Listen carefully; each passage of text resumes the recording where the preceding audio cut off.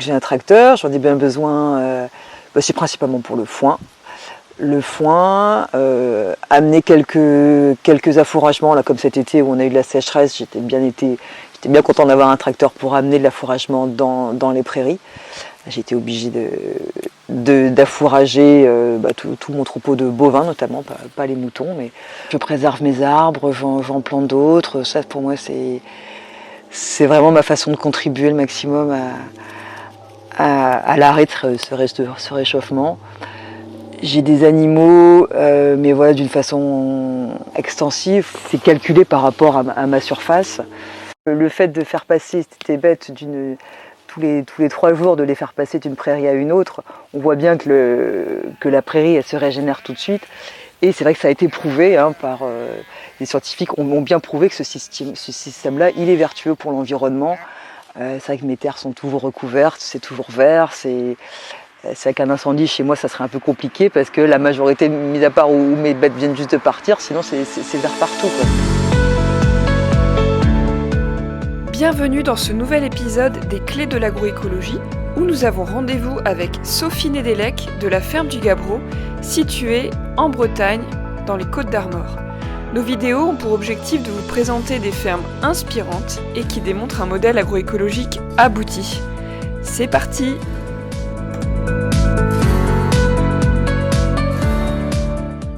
Bonjour Sophie. Bonjour Pauline. Tout d'abord, merci de m'accueillir sur ta ferme et de prendre le temps de partager ton expérience avec les porteurs de projets ou d'autres agriculteurs, agricultrices qui regardent cette vidéo. Avec plaisir. Pour commencer, est-ce que tu peux te présenter et présenter ta ferme? Alors, Sophie, mon âge, je pense que c'est important, 47 ans, donc pas toute jeune. Présenter ma ferme, donc un peu le cheminement, donc déjà 47 ans, donc je me suis installée c'est sur de reconversion professionnelle, puisque j'étais agent de voyage pendant 20 ans avant. Voilà, j'ai eu envie d'aller vers un métier qui a plus de sens, je crois que c'est vraiment la première chose. Donc c'est un projet qui a mûri quelques années, et voilà, je me suis retrouvée à chercher, à partir sur une formation pour aller vers de l'élevage. J'ai trouvé la ferme assez classiquement avec le RDI, le répertoire départ installation. Et donc ça fait maintenant 4 ans que je suis installée. Voilà, on a eu un petit coup de cœur sur cette ferme-là qui est très bocagère, qui était déjà en bio d'ailleurs. Voilà, bien située, pas loin de la mer. Il fallait quand même que j'ai toujours aussi un petit côté, je suis pas trop loin de la mer, c'est quand même important pour moi. Pas loin d'une ville aussi, il faut penser un peu aux enfants, etc. Oui. Et donc voilà, cette ferme-là, j'ai 43 hectares. Alors, j'ai peut-être pas eu trop de concurrence parce que c'est des terres un peu particulières. D'ailleurs, c'est pour ça que j'ai appelé la ferme du Gabbro, parce que c'est une roche particulière qu'il y a ici, le Gabbro, sur laquelle s'est posée de l'argile. D'ailleurs, à côté, on a les landes de la poterie, donc c'est pas pour rien. Donc ici, c'était les potiers, donc c'est vraiment de l'argile sur laquelle on a un petit peu de terre végétale, mais c'est vraiment une terre très argileuse. Quasiment toutes mes terres sont en zone humide. Donc voilà, parfait pour de l'élevage, peut-être un petit peu plus compliqué pour des cultures. Je suis en fermage, c'est ça principalement. Mis à part les terres où on a construit la maison et le bâtiment, où là on est en propriété, sinon c'est que du fermage. On n'a pas trop à se plaindre pour l'instant, on a de l'eau quand même. Alors surtout avec mes terres qui gardent un petit peu l'eau, pour l'instant je suis un peu plus privilégiée, j'arrive à garder mes prairies un peu plus longtemps. Mais sinon, voilà, climat breton, on commence à sentir quand même le réchauffement climatique aussi. Là ici, il y a de l'herbe qui pousse bien, après il y a mes terres aussi qui vont bien avec de l'herbe, donc de l'herbe qui pousse bien, et derrière, pour valoriser de l'herbe, il faut faire de l'élevage. Donc je suis partie, et c'est principalement le ruminant qui va valoriser l'herbe, donc du coup je suis partie sur des vaches et des moutons. Il y avait aussi des cochons, et justement le porc, j'abandonne un petit peu le projet porc après 3 années d'expérience en production de céréales, j'avais vraiment du mal. Je crois que c'est pas mon truc non plus, donc du coup j'ai vraiment mis tout en herbe et je ne produis plus de céréales, et donc du coup le cochon c'est un peu plus compliqué quand on ne produit pas. Je suis en autonomie entièrement, et donc si j'arrive pas à produire des céréales, du coup j'ai arrêté le cochon. Ouais.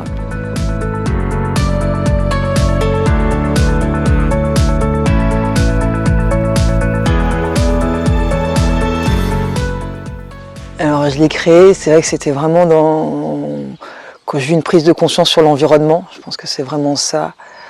En plus, en étant agent de voyage au niveau de l'environnement, mais je dis c'est pas possible d'amener les gens au bout du monde pour quelques jours, et l'impact environnemental était vraiment important. Donc c'est vraiment envie de participer à une transition écologique qui pour moi est inéluctable. Enfin voilà, faut vraiment qu'on y aille, donc envie d'y participer. Devenir paysan, c'était ce qu'il y avait de plus naturel. J'ai un peu pensé aussi au métier que ma grand-mère faisait, effectivement, et elle le faisait avec donc paysan dans le premier sens du terme, travailler avec ton pays, travailler avec ton terroir, et qui est super important pour notre survie également. Mais on fait partie de ce milieu-là, et donc y travailler et y vivre, ça m'a semblé une évidence. Ouais. Pour mieux appréhender la complexité de l'agroécologie, Ferme d'Avenir a développé l'outil visuel La Fleur de l'agroécologie, qui va être utilisé pour présenter ta ferme d'un point de vue économique, social et environnemental.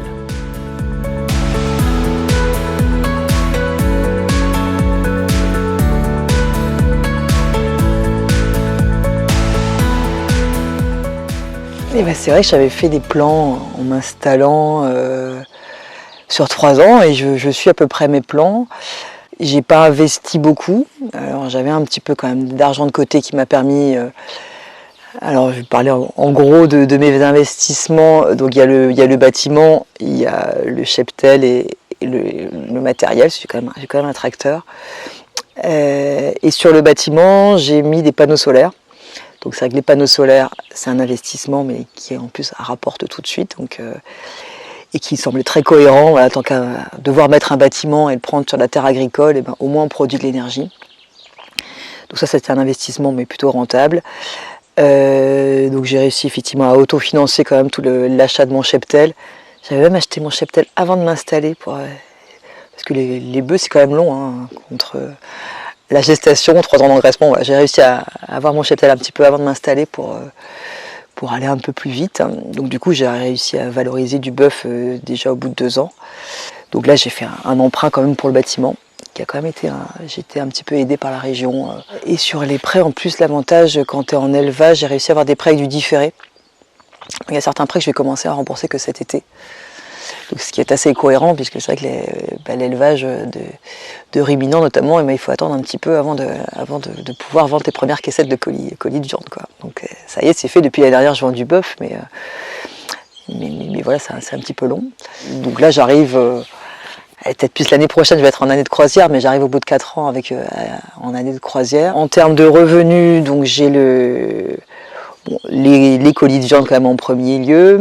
Ensuite, je vends pas mal d'animaux en vif aussi, que ce soit, comme en plus je suis sur des races menacées, donc du coup, je suis assez fière qu'elle soit vendue en vif, donc pour la sauvegarde de la race, que ce soit pour les armoricaines ou Landes de Bretagne, je vends quand même pas mal d'animaux en vif. J'ai quand même la PAC, un premier et second pied de la PAC. J'ai adhéré à pas mal de mesures agro-environnementales. 26% de mon revenu à peu près, c'est la PAC. Mais sur ces 26%-là, j'ai 50% du premier pilier et 50% du deuxième pilier. Et puis sinon, j'ai aussi les revenus du solaire, du photovoltaïque, qui représente aussi 20% à peu près de mes revenus sur la ferme. Voilà. Ok. Voilà. Donc avec ça, j'ai trouvé un équilibre sur la ferme. Et alors, les 2 premières années, je touchais encore le chômage, donc je ne me suis pas versé de salaire. Et là, ça y est, je commence à me verser. Alors, je me verse 1 200 € par mois. Et j'ai aussi moyen de me rembourser aussi, entre guillemets, me rembourser un peu l'apport que j'ai mis sur la ferme. Donc je me rembourse plus que 1 200 € même par mois, mais j'en vis en tout cas aujourd'hui, on peut dire que je vis des revenus de la ferme. Ouais. Le fait d'avoir plusieurs ateliers, voilà, mes revenus ne sont pas tous de la viande, ne sont pas tous.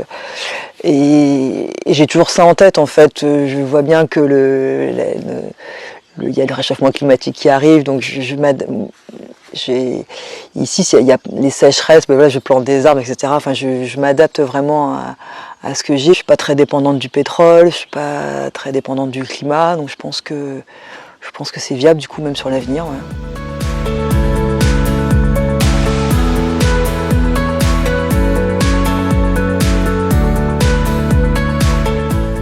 J'ai 100% de prairies, donc déjà au niveau, mes sols sont donc toujours recouverts. Je fais attention à ce qu'il y ait le plus de haies possible. Alors c'est bon pour mon pâturage, pour l'élevage aussi, mais également pour l'ombre, la cohérence d'avoir des arbres et du pâturage, ça c'est intéressant. J'ai adapté mon terroir, enfin, mes animaux et ce que je fais en type d'élevage en fonction de ce que mon terroir me donne pour que, voilà, que je sois le plus en cohérence et le plus autonome possible. Il faut savoir que quand même sur les 43 hectares que j'ai, il y a 90% qui sont classés zones humides. Et c'est pas pour rien, les zones humides, c'est pas adapté pour des céréales. Tout m'a amené vraiment vers le pâturage, même si je rêvais de faire des céréales, de faire des céréales notamment à consommation pour alimentation humaine. Mais voilà, au bout de 3 ans, où c'était de pire en pire au niveau de mes rendements, j'ai abandonné. Les animaux, effectivement, vont aller vers ce dont ils ont besoin. C'est ça qui va se développer le plus. C'est vrai que j'ai de moins en moins de rumex, notamment aussi avec le pâturage tournant dynamique, où voilà, c'est jamais surpâturé. C'est toujours pâturé aussi à un moment où c'est bien levé. Donc régulièrement, ça va aussi en épiaison. J'ai des prairies aussi à fauche tardive que je laisse, que je ne fauche qu'à partir du 1er juillet. Donc ça fait une belle réserve de biodiversité aussi sur ces prairies-là. Ouais. Là, cette année, j'avais une dizaine d'hectares en prairies fauche tardive, où on est aidé là-dessus aussi. On a quand même, sur le second pilier de la PAC, on a droit à un petit peu d'aide pour ça en plus. Donc c'est mes animaux qui fertilisent le sol. Donc maintenant, en plus, même depuis cette année, j'ai décidé même de faire pâturer les parcelles que j'avais à l'extérieur de la ferme, qui sont quand même à 3 km. Alors on fait des transhumances, hein, mais ça s'organise, mais ça se passe bien. Donc les moutons d'un côté, les vaches de l'autre. Donc vraiment, toutes mes parcelles sont pâturées. Les parcelles qui sont plus loin, quand même, je fais un peu plus de fauche pour avoir... Ils sont quand même en bâtiment l'hiver, donc il faut quand même avoir son stock de fourrage.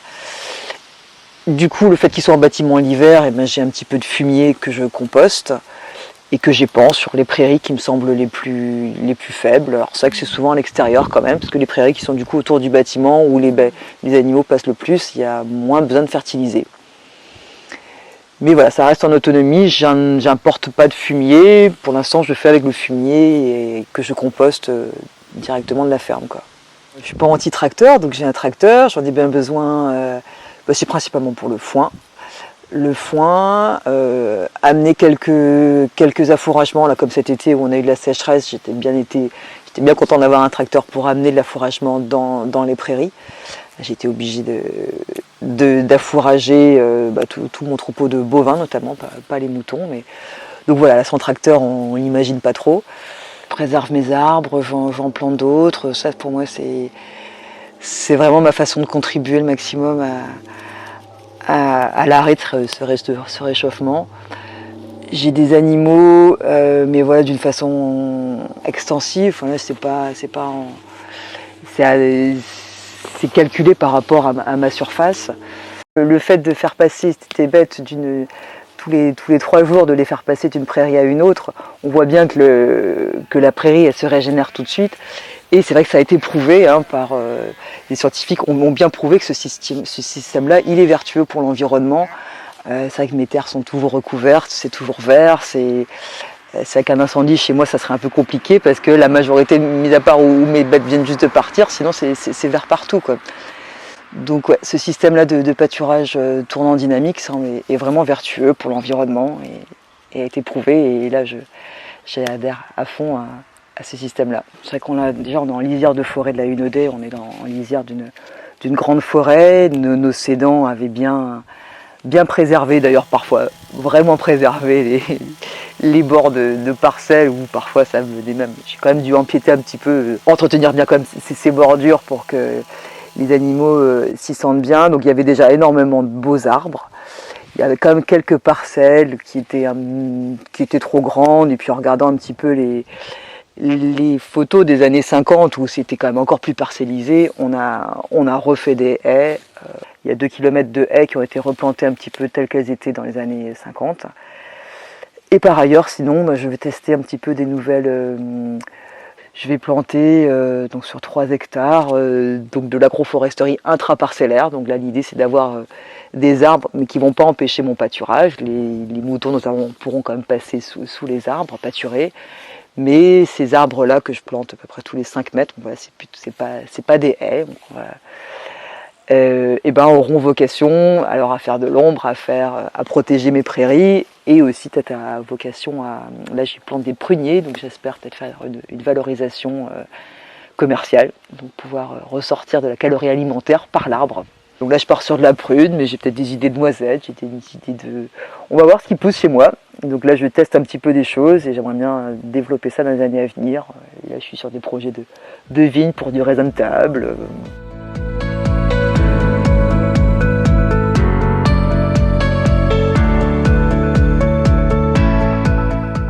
Bon, c'est vrai que les premières années, on doit avouer que le fait d'être arrivé là avec peu de formation, donc j'ai quand même, j'en pâtis un petit peu les conséquences, quoi. Peu de formation, et je mettais quand même beaucoup plus de temps à faire des tâches. Si j'avais eu de l'expérience avant, j'aurais été quand même plus rapide.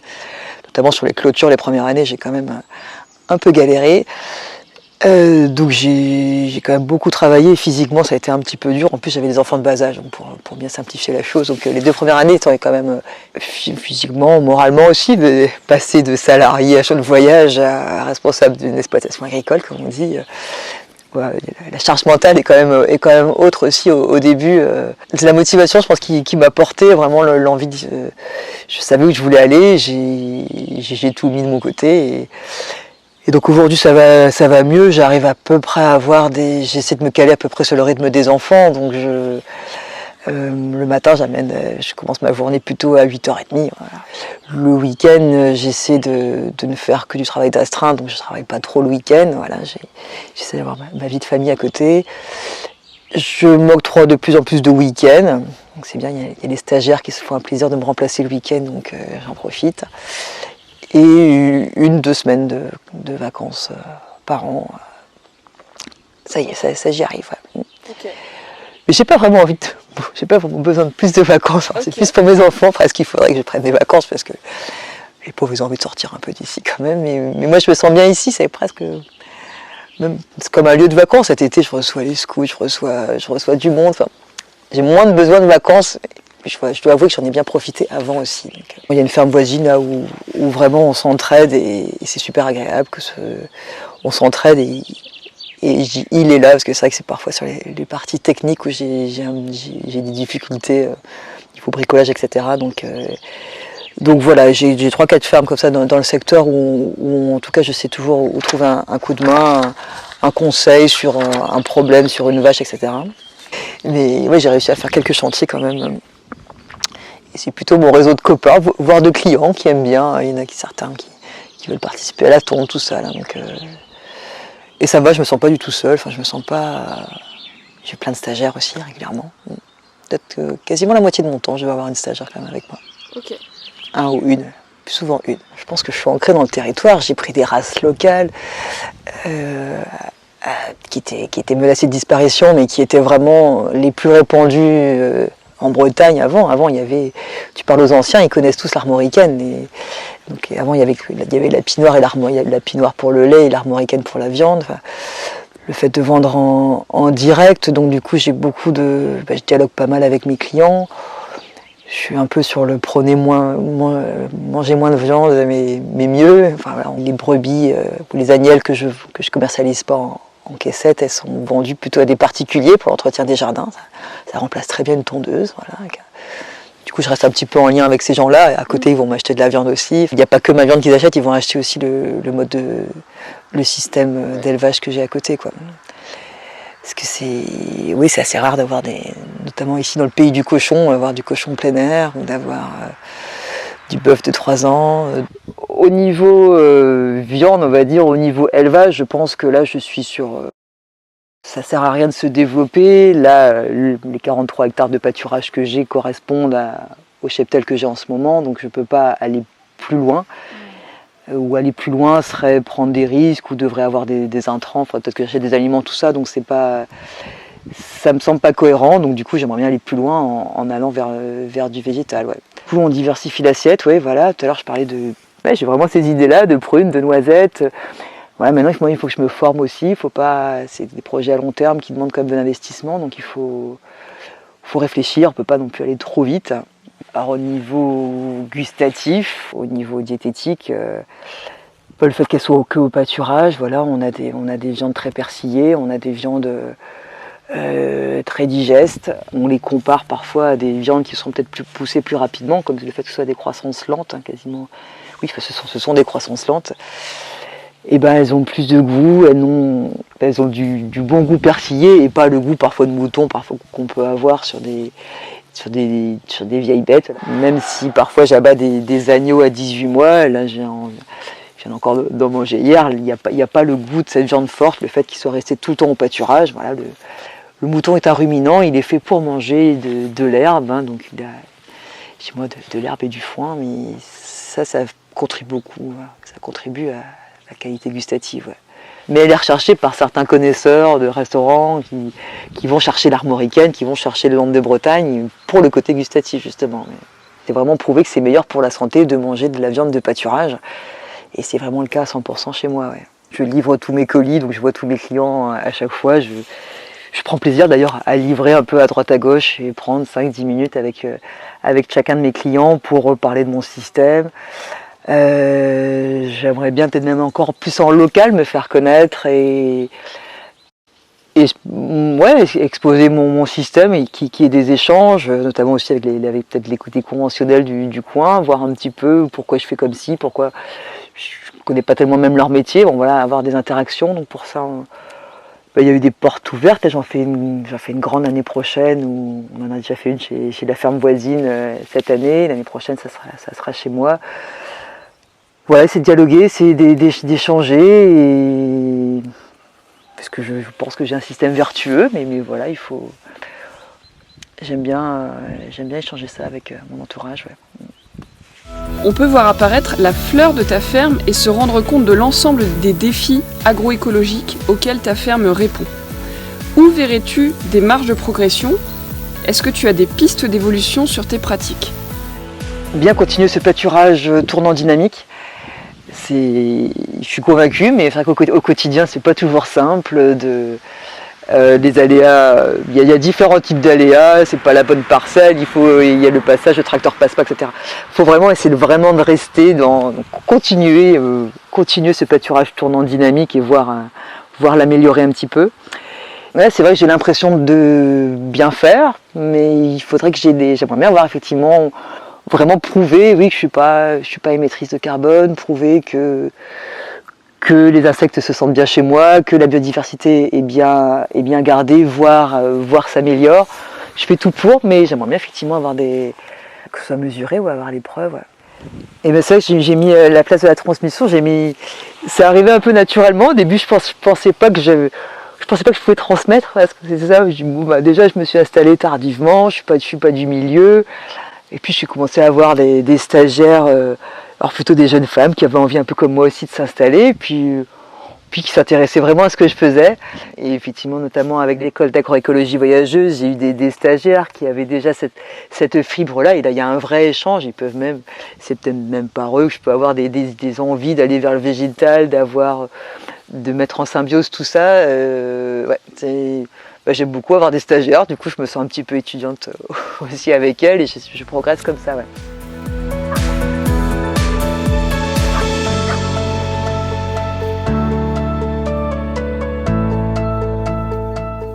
Allez-y, on est quand même super accompagnés, il faut pas hésiter effectivement à se faire entourer, mais voilà, il suffit si on a l'envie, après ça... C'est possible, quoi. C'est vraiment possible. Moi, je suis partie de rien, je suis pas du tout issue du milieu. J'ai suivi les parcours assez classiques d'installation et je suis assez fière, effectivement, d'arriver à ça, où j'ai pu faire un peu tout ce qui mijotait dans ma tête depuis des années. J'avais envie de faire quelque chose de bien pour l'environnement. J'arrive à quelque chose. Voilà. Donc, faut se lancer. Et venez me voir, avec plaisir.